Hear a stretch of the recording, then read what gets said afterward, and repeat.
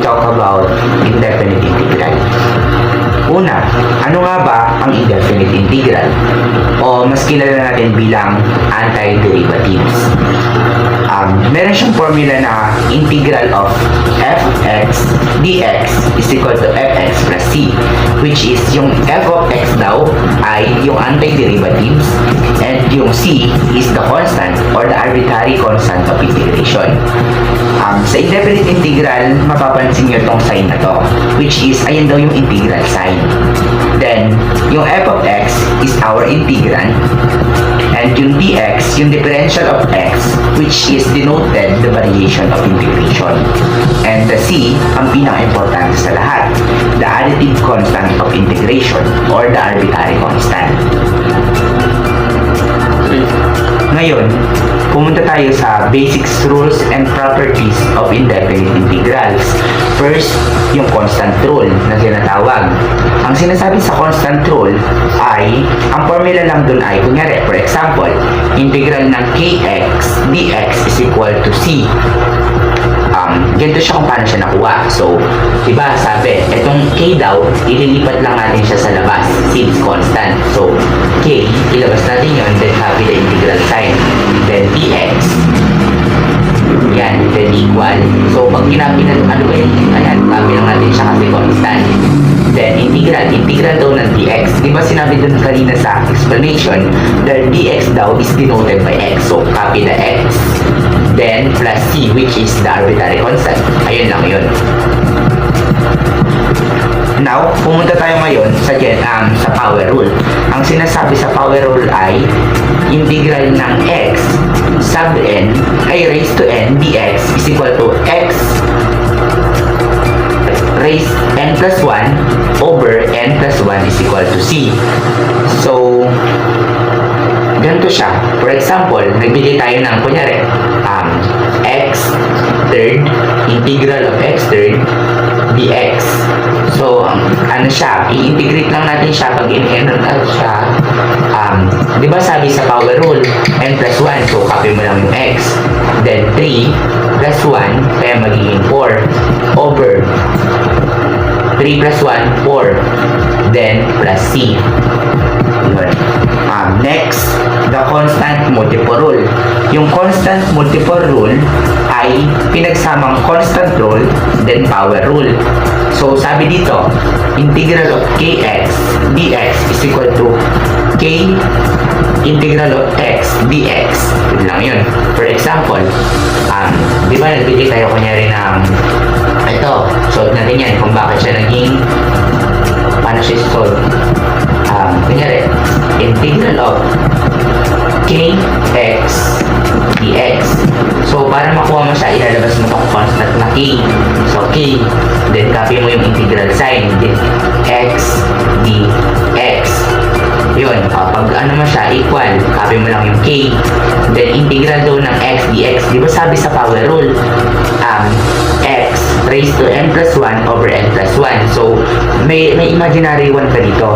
N plus, may 1. And sabi diba doon plus 1. So, 1 plus 1 is equal to 2. Then, over 2. Then, plus c. Ayun lang yung sinasabi doon. Constant and the power rule. Pinagsama lang. Next, yung sum and difference rule. Sinasabi lang dun sa sum and difference rule, kung ilan yung binigay na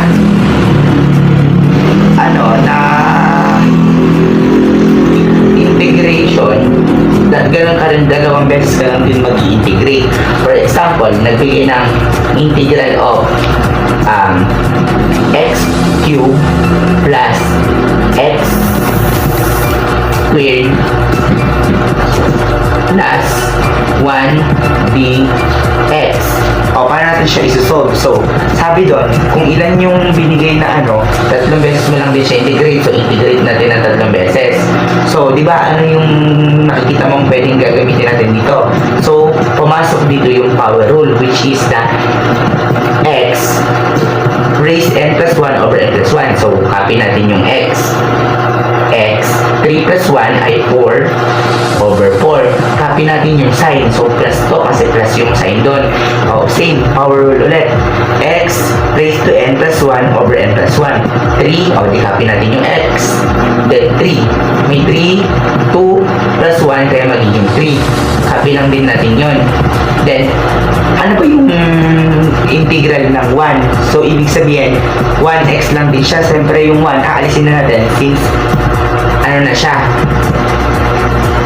Ayan. Then, huwag mong kakalimutan yung plus c, the additive constant of integration.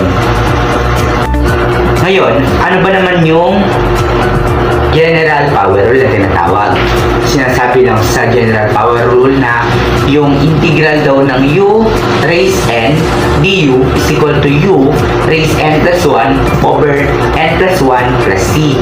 For example, nagbigay daw ng integral of 2x x cubed plus 9 dx. So, dito na tayong gagamit tayo ng let u. So, i-let u natin ito. So, let u x squared plus 9. Kukunin daw natin yung derivative ng u. du. Ano ba yung derivative ng u? Eh, di ba 2? So, copy natin ito. Then, n minus 1. So, may 2 minus 1 magiging 1. So, hindi na natin kakopy yung 1 since imaginary na lang siya. Then, ano na to, derivative na to, 0 na lang siya kasi constant. So, para makuha natin yun, ika-cancel natin itong 2x. 2x. 2x. So, cancel, dinivide na tayo ng dx. dx is equal to du over 2x. So, ikakapit yung balik tayo sa original na even. So, copy natin itong integral of 2x. So, magiging u na to. Tapos, ano daw ba yung dx? Di ba? Kaya nakuha natin yung value ng dx. Ang sabi doon, du over 2x. So, pwede natin i-cancel to since magkamukha sila. Ang matitira na lang ay integral ng u du. O, di ba? Ito, ang sabi doon, integral daw ng u raised n du is equal to u raised n plus 1 plus c.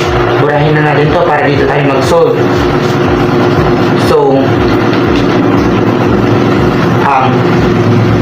magiging ganito na siya, di ba? Equal u n plus 1 over n plus 1 plus c. O, balik tayo dito. Papalitan na natin yung u. Since, ito yung u mo, magiging ano na siya, x cubed plus 9 1 plus 1 over 1 plus 1 plus c. So, 1 plus 1 ay magiging 2. 1 plus 1 ay magiging 2. So, that is the final answer. Ngayon, try natin mag-solve ng mga problem. Try natin itong problem na to. Integral of 2 dx. Una natin gagawin kung titingnan natin kung saan siya kasama rule.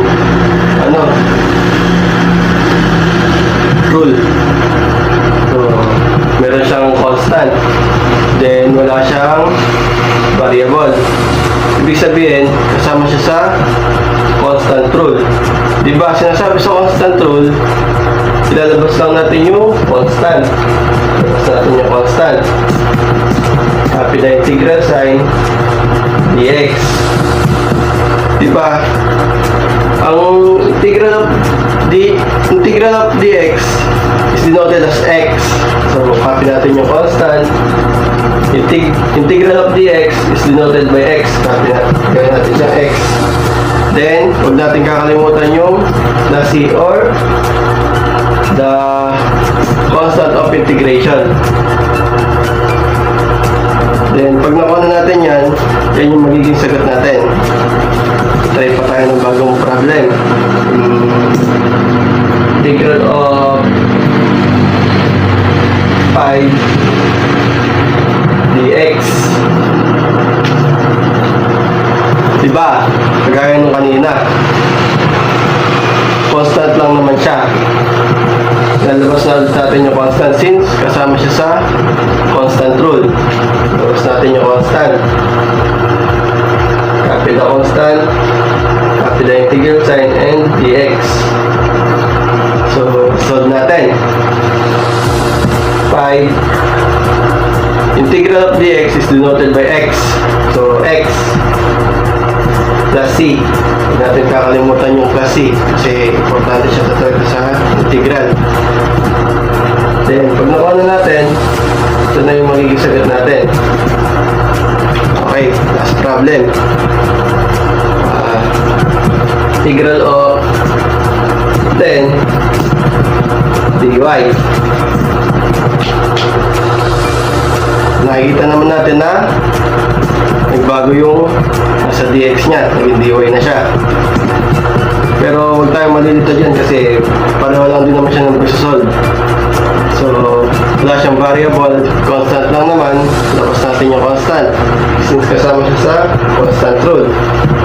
So, copy the constant, copy the integral sign, and dy, since dy yung nasa problem natin. So solve natin. 10 integral of dy is denoted by y, since pareho lang naman yung integral na ganito. So denoted by y siya. Then plus c. Pag nakuha na natin yan, ito na yung magiging sagot natin. Mag-try ulit tayo ng mga bagong problem. Try natin to. Integral of x dx. So, napapansin nyo, wala na siyang constant and natitira na lang variable. Pag yan ganyan, ibig sabihin, kasama siya sa power rule. Diba power rule natin? May formula tayo na x raised to n plus 1 all over n plus 1 plus c. So, apply natin yung formula natin dito sa problem. Meron tayong integral of x dx. So, copy natin itong x natin since yun yung nasa formula. Then, apply natin yung ito. Diba? Yung x natin is may imaginary 1. So, pwede natin siyang sabihin na yun yung n natin. So, 1, yung formula natin, plus 1, all over, and ulit, 1, plus 1, plus c. So, pwede na natin siyang mas simplify pa. X 1 plus 1 is 2 all over 2 plus c. Pag ganyan na yung sagot natin, then wala na tayong pwedeng mas-simplify pa, pwede na natin sabihin, ito yung magiging sagot natin. Okay. Try pa natin mag-solve na isa pa problem.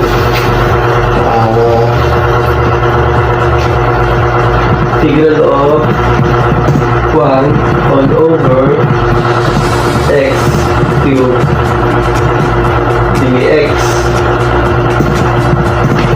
Pag ganyan yung problem natin, huwag kayong malilito. Madali lang yan. Pag ganyan, di ba, meron tayong rule. Huwag makakalimutan to.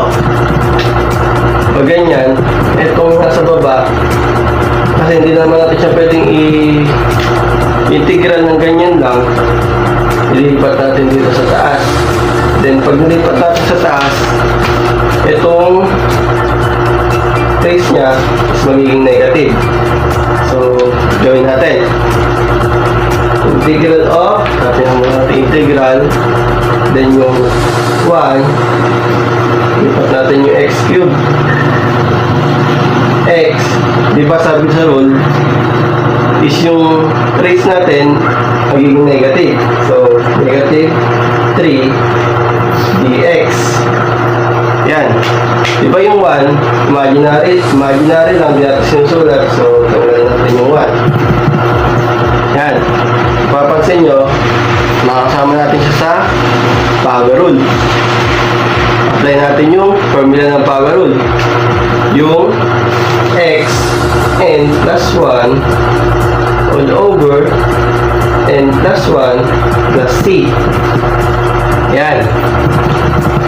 Pwede na natin siyang ma-apply kasi ito na.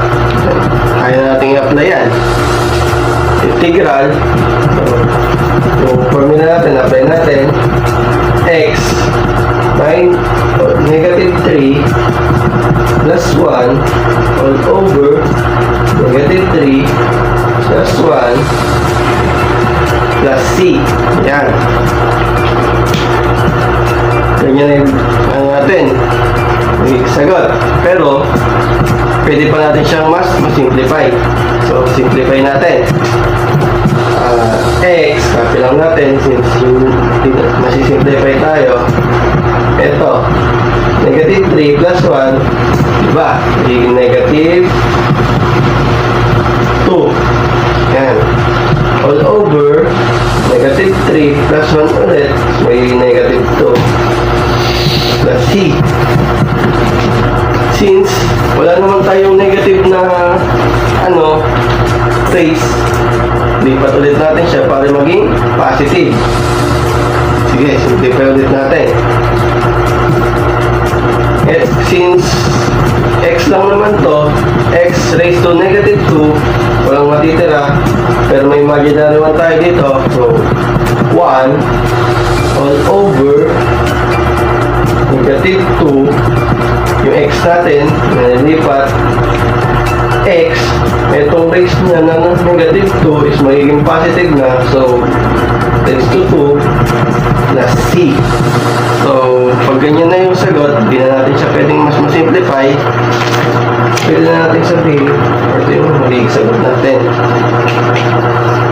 Okay, try pa natin yung last na problem.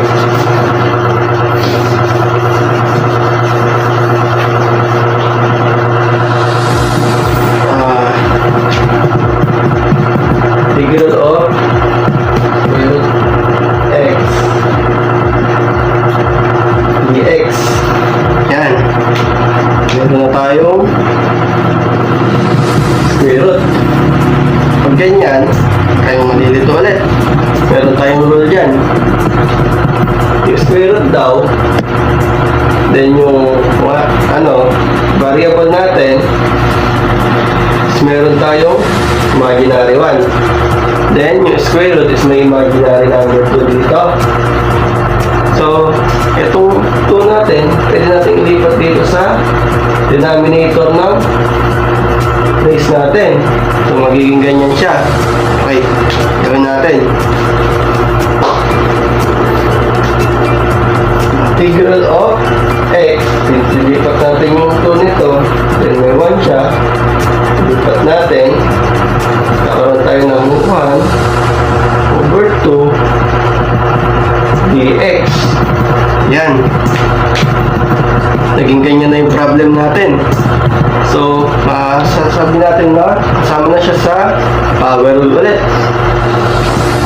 Di ba yung power rule natin? Sasabihin ko ulit. X n plus 1 all over n plus 1 plus c. Ayan yung formula natin ng power rule. Apply natin siya. Yung x, copy natin since x 1/2 plus 1 all over 1/2 plus 1 plus c. Yan. Pwede natin maging sagot yan, pero mas may simplify pa siyang sagot. So, simplify natin. Yung x, baba natin. Then, 1/2 plus 1 is magiging 3/2 na lang.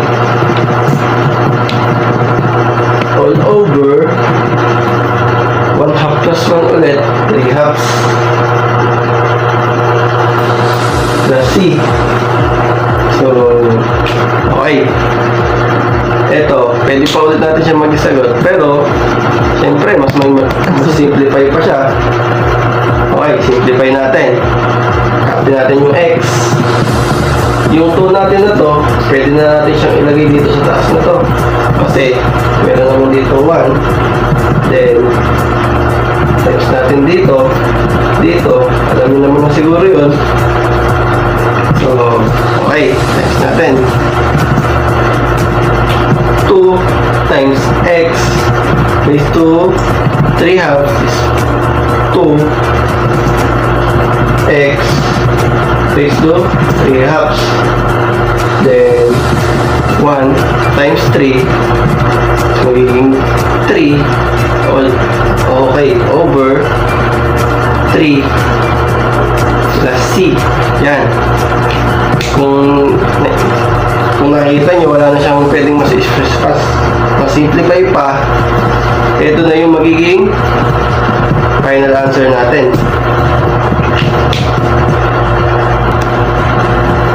Okay, solve pa tayo ng bagong problem. Integral of 2x dx. Yan.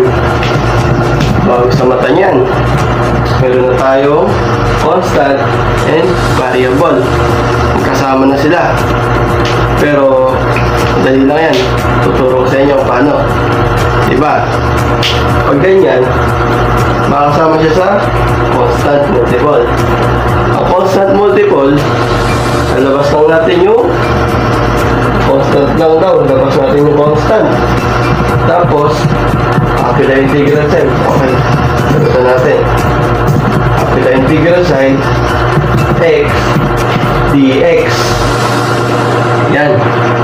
Itong side na to, sasabi natin kasama na siya sa power rule. Alam naman natin na yung power rule, kasi merong formula na x n plus 1 all over n plus 1 plus c. Okay. Apply natin siya. Itong side na to, constant lang naman. Copy natin siya dito. So, apply natin yung formula dito sa side na to. X. Yung may imaginary one tayo dito. So, may apply natin din yun. N plus 1 all over 1 plus 1 plus yung constant c natin. Ito, c. Yan. Meron na tayong naging answer. Pero, mas may simplified pa siyang answer. Simplify natin. 2x 1 plus 1 is equal to 2 all over 1 plus 1 ulit is 2 plus c. Kung makikita nyo naman, meron tayong numerator and denominator na 2. Diba pag may magkamukha tayong sa numerator and denominator, pwede natin siyang i-cancel. So, cancel natin. Matitira na lang sa atin x squared plus c. Then, kung wala nang mas simplified pa siyang sagot, ito na yung magiging answer natin. Okay. Natin yan. Ay, so pa tayo ng bago. Integral of 5x cube dx. Yan. Yun ulit, kasama siya sa constant multiple since meron siyang constant and variable. Diba? Yung constant multiple natin, naglalabas lang tayo ng constant, then power rule. So, apply natin yun. Labas natin yung constant na 5. Kapila integral sign x cube dx. Yan. Ma-apply na ulit natin yung power rule. Since ito, applicable na yung power rule siya sa kanya. So, apply natin. Baba natin yung 5 since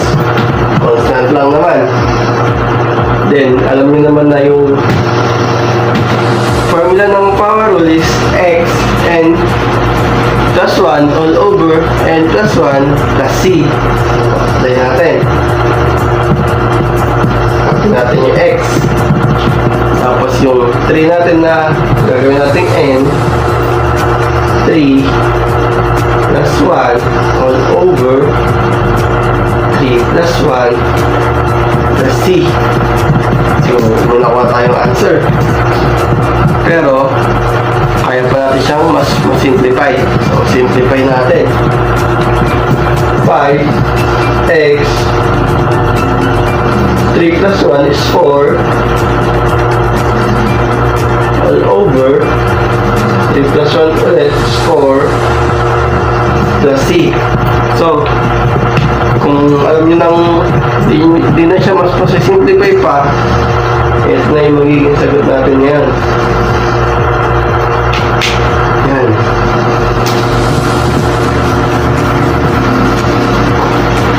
Okay. Wala tayong problem.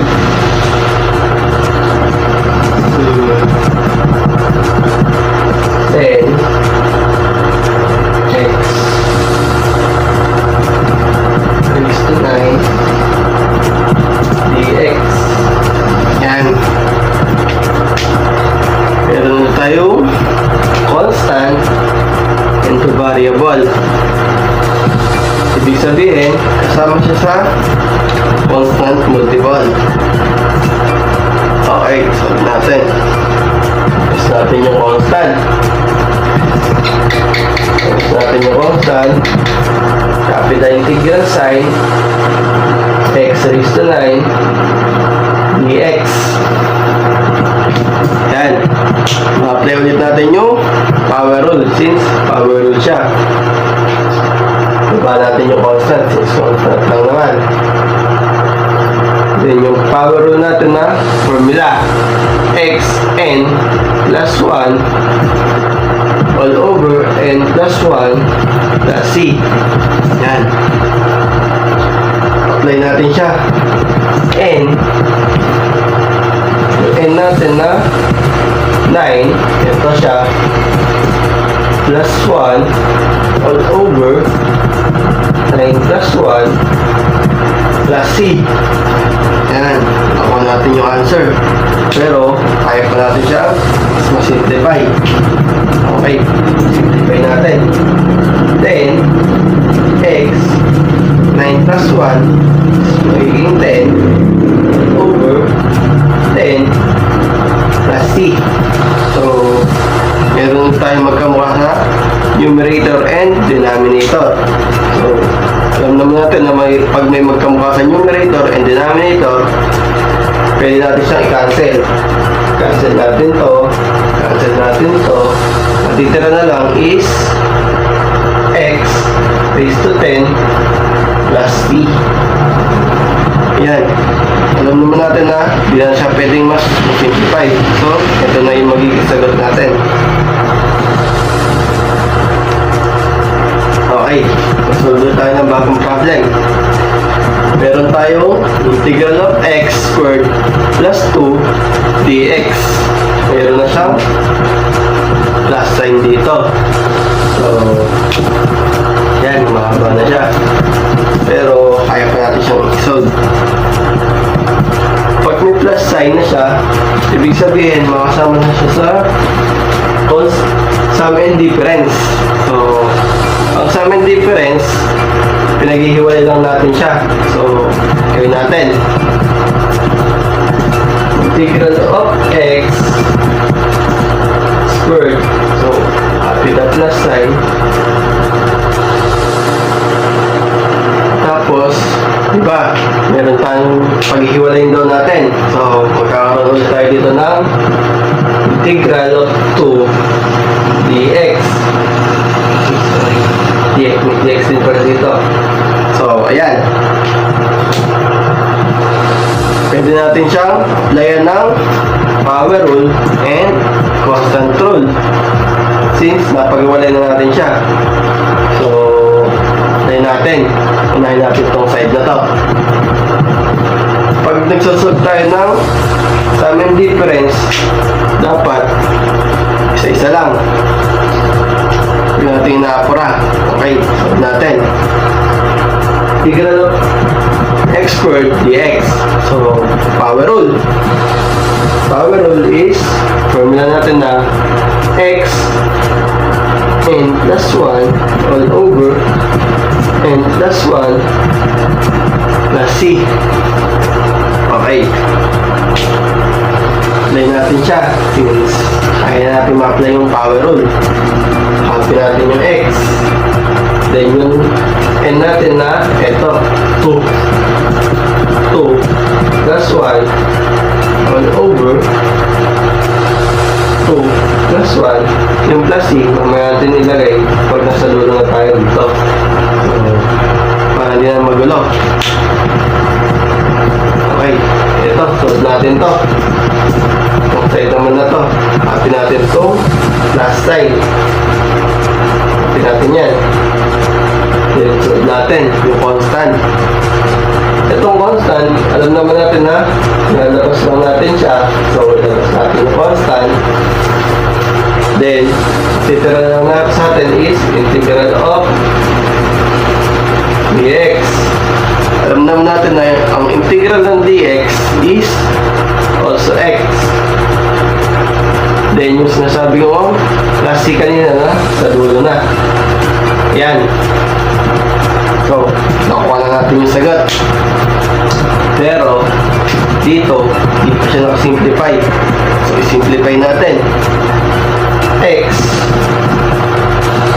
2 plus 1 is equal to 3 all over 2 plus 1 ulit 2 plus 1 ulit is 3 plus 2x, copy na lang natin, then yung plus c. Yan. So, kung hindi natin siya pwedeng mas masimplify, ito na yung magiging sagot natin. Diba? Madali lang. Okay. Solve ba tayo ng bagong problem?